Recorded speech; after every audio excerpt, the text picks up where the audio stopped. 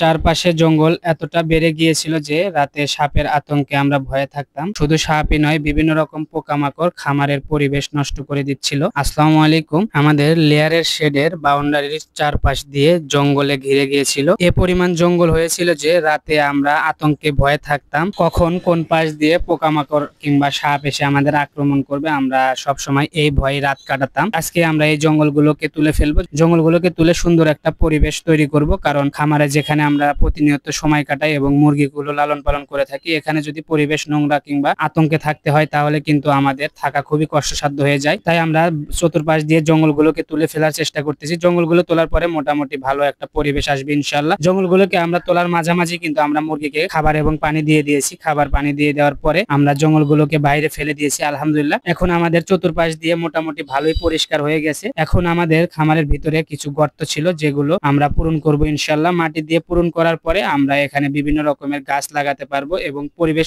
আরো সুন্দর এবং আকর্ষণীয় হয়ে যাবে, যা দেখতে খুবই সুন্দর লাগবে। আপনারা যারা মুরগি পালন করেন, যাদের লেয়ার সোনালী ব্রয়লারের শেড আছে, শেডের আশেপাশে যদি জঙ্গল হয়ে থাকে আপনারা অতি শীঘ্রই জঙ্গলগুলোকে কেটে ফেলুন, অন্যথায় কিন্তু আপনাদের সাপ কিংবা অন্য পোকামাকড় আক্রমণ করতে পারে। শুধু আপনাদেরই নয়, আপনাদের মুরগিরও কিন্তু ক্ষতি হতে পারে। আমাদের জন্য দোয়া করবেন, আমাদের মুরগিগুলোর জন্য দোয়া করবেন। সকলে ভালো থাকবেন, সুস্থ থাকবেন। আল্লাহ হাফেজ।